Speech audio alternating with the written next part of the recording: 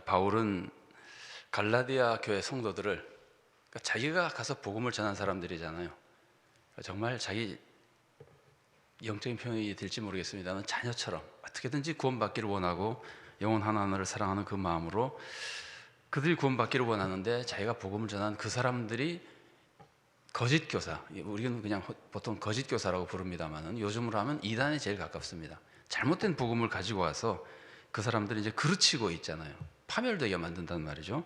그러니까 너무나 답답하고 안타까운 마음으로 지금 바울의 입장은 이 사람들에게 잘못된 것에서 돌아올 수 있는 진리를 가르쳐야 되고, 사도 바울이 전하는 말씀을 들을 수 있도록 사도 바울의 사도된 권위를 깨닫도록 해줘야 되는 거예요. 이 사람들은 지금 달리 말하면은 이단이 진짜인 줄 아는 거예요.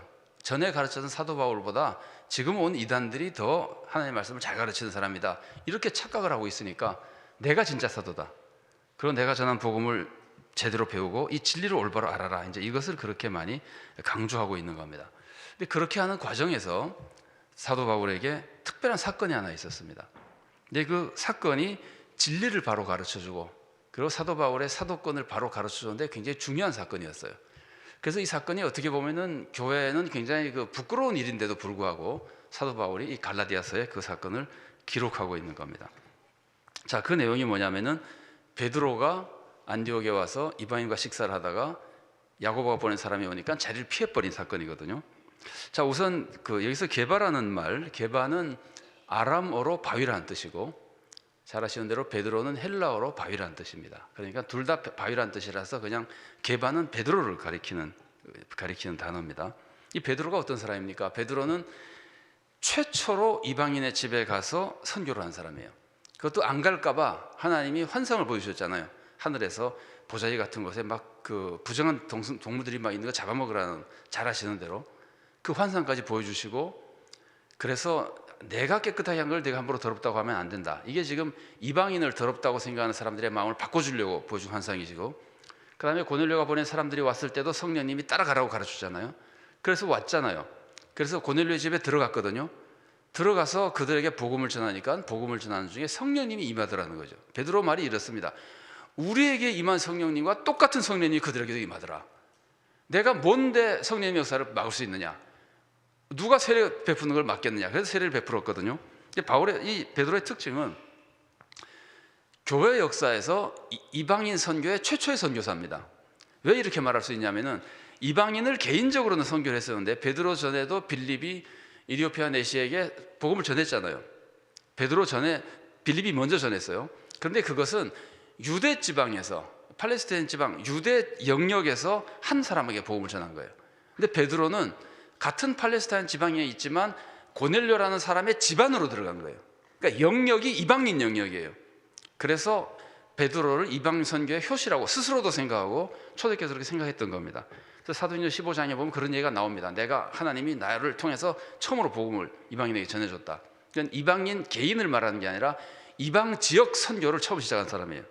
그러니까 베드로라고 하는 사람은 이방 선교에 대해서 우리가 이제 유대인을 위한 사도라고 하지만 사실은 이방 선교에서 첫 문을 열은 굉장히 중요한 인물입니다. 그러면서 이 베드로가 오늘 본문을 읽어보면은 헬라어의 표현을 뉘앙스를 보면은 이방인들과 식사를 자주 했었어요. 본인이 처음으로 이방인의 집에 가서 고넬료 집에 가서 식사를 했을 뿐 아니라 그 다음에 그 이후에도 이방인과 식사를 자주 했고, 안디옥에 와서도 이방인과 식사를 자주 했어요. 그러니까 베드로의 신앙과는 이방인도 우리와 똑같이 구원받는 사람이라고 생각한 거예요. 예수님의 은혜로 똑같이 구원받는 사람이다. 이방인도 할례를 안 받았어도 똑같이 구원받는다. 그리고 그들은 우리의 형제자매로 얼마든지 같은 구원받은 하나님의 자녀로 식사할 수 있다. 이게 베드로의 신앙이에요. 야고보가 보낸 사람이 왔잖아요. 근데 야고보는 어떤 사람이냐면은 야고보는 예수님의 동생입니다. 사도가 아닙니다. 사도 야고보는 일찍이 순교했습니다. 근데 이제 이 야고보는 예수님의 동생인데 예루살렘의 지도자 중에서 특별히 행정적인 역할을 굉장히 많이 감당했던 지도적인 사람이었어요. 예수님의 동생인데 이 사람은 율법을 굉장히 열심히 잘 지키는 사람이었습니다. 그래서 이 야고보의 별명은 의인 야고보였어요. 의로운 야고보다. 저 사람은 정말 행동이 의로운 사람이다. 그렇게 율법을 잘 지킨 사람이었거든요.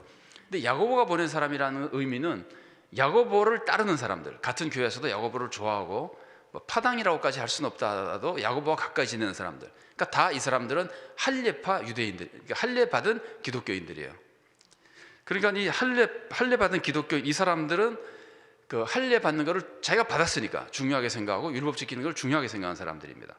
근데 이 사람들이 지금 베드로가 안디옥에 왔을 때 이방인들과 식사를 하다가 야고보가 보낸 사람이 왔다는 말을 듣고는 틀림없이 그 사람들이 뭐라 그럴 것 같으니까 이방인과 식사하는 걸 보고 자기가 자리를 물러났는데, 놀라운 것은 바나바도 같이 물러난 거예요. 같이 식사를 하다가.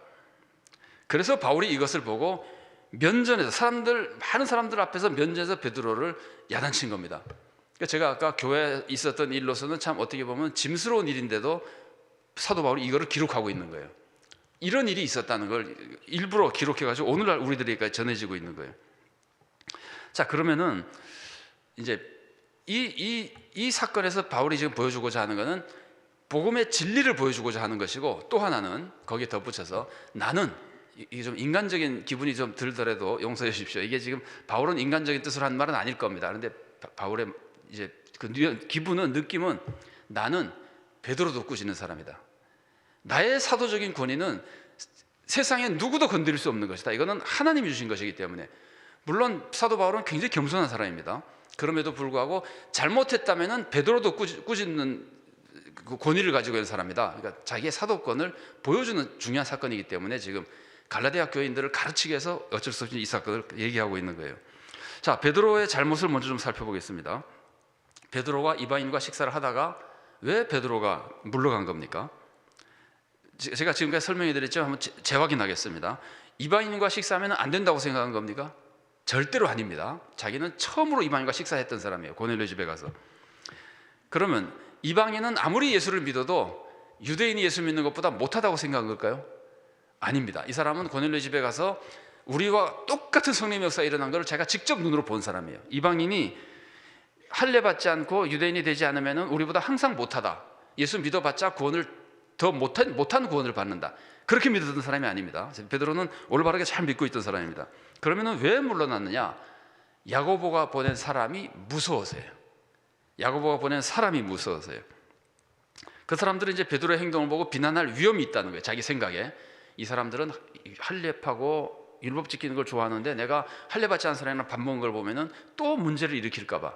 사도행전 11장에 보면은요, 베드로가 10장에서 고넬료 집에 다녀온 이후에 예루살렘에 갔더니 너 왜 이방인 집에 가서 밥 먹냐고 막 이렇게 항의한 사람들이 있었어요. 그때는 해결이 됐거든요, 설명해서. 근데 그 이후에도 이런 사람이 있을 것으로 베드로가 아마 생각한 것 같아요. 두려워서 떠난 겁니다. 성경 읽어보겠습니다. 갈라디아서 2장 12절 말씀. 자, 같이 읽어보겠습니다.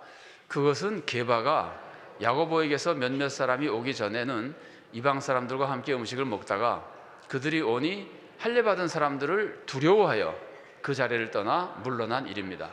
그러니까 사도 바울이 이걸 가지고 이제 꾸짖었다는 거예요. 자, 베드로가 물러난 이유는 이거고, 베드로가 잘못한 건 뭡니까?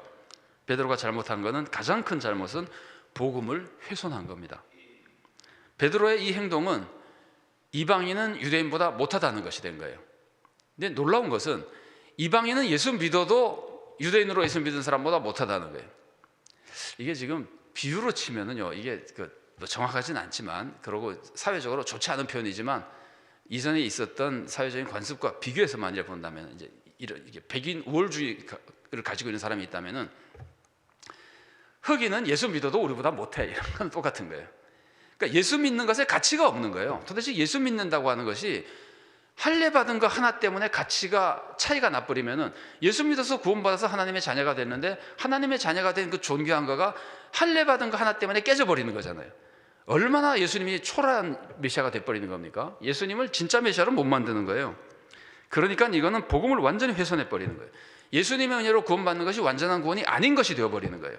할례 받지 않았다는 것 때문에 덜 된 구원을 받는다면은, 그러니까 이거는 복음을 정말 훼손하는 겁니다. 그래서 바울이 견딜 수가 없는 거예요. 감히 하나님의 아들 예수님이 이루신 그 구원을 네까지 있게 감히 그걸 폄하해가지고 훼손하느냐? 안 된다는 거예요. 그래서 사도 바울이 이렇게 나선 것이고, 자, 또 다른 베드로의 잘못은 위선적인 행동입니다. 자기는 먹어도 된다고 믿는데 아닌 것처럼, 안 먹은 것처럼 이제 행동한 거거든요. 이건 지금 거짓 행동이잖아요. 먹었으면서 안 먹은 척한 거잖아요. 여러분, 거짓 행동이 얼마나 무서운 겁니까? 아나니아와 삽비라가 왜 죽었습니까? 아나니아와 삽비라가 거짓말 때문에 죽은 거예요. 거짓 행동 때문에. 일부를 헌금하면서 다 한 척한 것 때문에 죽은 거예요. 이걸 이제 예수 안 믿는 사람들은 기독교를 막 비난하면서 헌금 떼어 먹으면 죽이는 하나님, 그런 하나님 뭐 좋은 하나님이냐 이제 이러는데, 헌금 떼어 먹은 거하고 관계없어요. 이거 헌금 떼어 먹은 것도 아닙니다. 헌금은 자기가 정한 대로 하면 되는 것이고, 원하는 대로 하면 되는 것이고, 그냥 원하는 대로 하면 그거로 끝나는 거예요. 그런데 더한 척한 것 때문에 죽은 거거든요.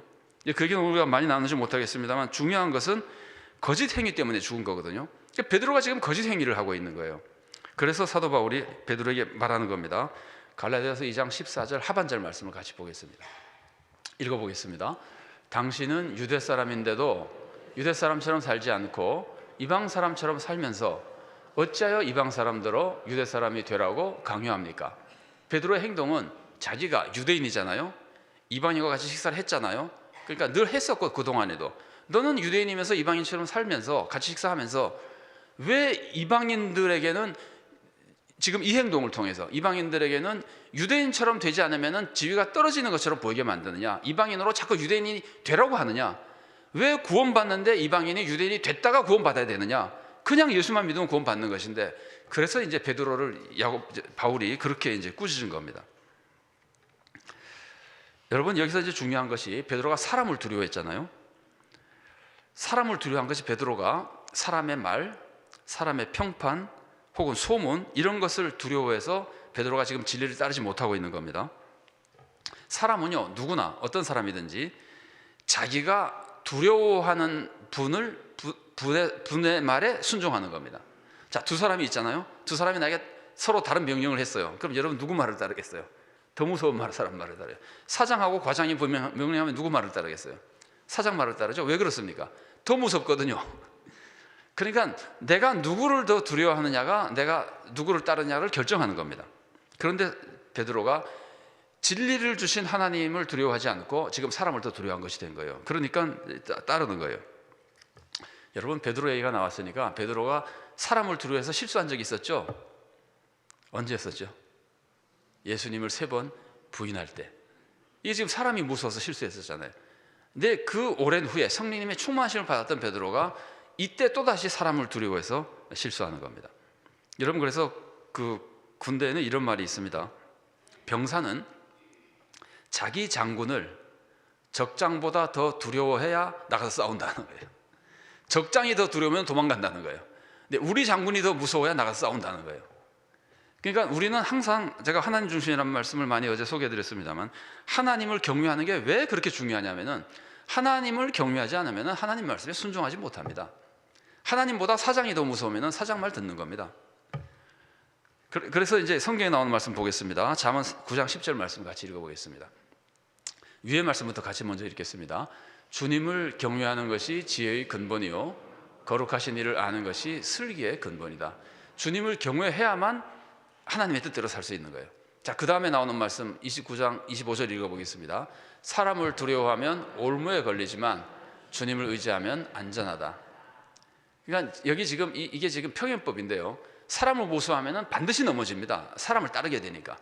그런데 주님을 의지하면 주님이 더 힘있고 두려운 분인 줄 알기 때문에 사람을 두려워하지 않게 되고 안전하게 올바른 삶을, 구원의 길을 이제 갈 수 있다는 뜻입니다. 그 다음에 이제 베드로가 실수한 모습 중에, 만일에 베드로가 내가 그 피한 거는 내가 욕먹을까 봐 무서운 거 아니야. 베드로가 만일에 이렇게 말한다 합시다. 내가 욕먹을까 봐 무서운 게 아니고, 그 사람들이 그걸로 말썽을 일으키면 교회가 분열될 거 아니야. 교회에서 분쟁이 생기면 안 되잖아. 그래서 내가 피하는 거야. 만일에 베드로가 그렇게 말하면 괜찮은 걸까요? 어제도 제가 말씀을 소개해드렸지만은 우리는 진리와 화목을 다 지켜야 돼요. 그런데 베드로가 지금 내가 화목을 지키기 위해서, 나야 뭐 욕먹어도 상관없지만 나를 욕하다가 교회가 분열되면 안 되니까 내가 화목을 위해서 내가 피한 것이다. 그러면은 정당화될 수 있느냐는 겁니다. 이거 안 됩니다. 왜 안 되냐면은, 그것으로 인해서 진리가 무너지면은 사람이 파멸당하잖아요.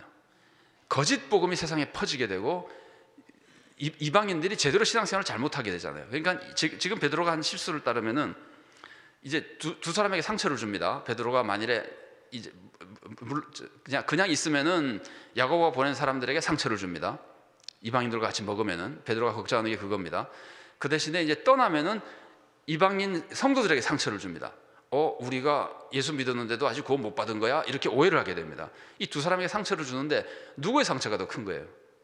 이방인에게 준 상처가 더 크다는 말이에요. 이 사람들은 이제 복음을 떠날 위험, 거짓된 복음을 믿을 위험이 있는 거예요. 그러니까 이 상처가 훨씬 더 클 뿐만이 아니라 생명에 달린 문제입니다. 그 다음에 또 한 가지 중요한 것은 진리를 지키기 위해서 부득이 일시 동안 오해한 사람들과 문제가 생긴다면은 이 사람들이 진리를 알게 되면은 해결이 되잖아요. 그 해결되는 길이 뭐냐면은 진리를 통해서 해결이 되니까 다 같이 구원의 길을 갈 수 있잖아요. 근데 지금 진리를 떠나서 화목했잖아요. 그럼 이 화목을 아무리 지켜봤자 전부 진리를 떠난 상태에서 가버리니까 모두가 잘못된 길로 가는 거예요. 그러니까 이거를 지혜롭게 정말 성령님의 인도를 받아야 되는데 진리를 떠나면서까지 화목을 지키려고 하다가는 다 같이 망하는 겁니다.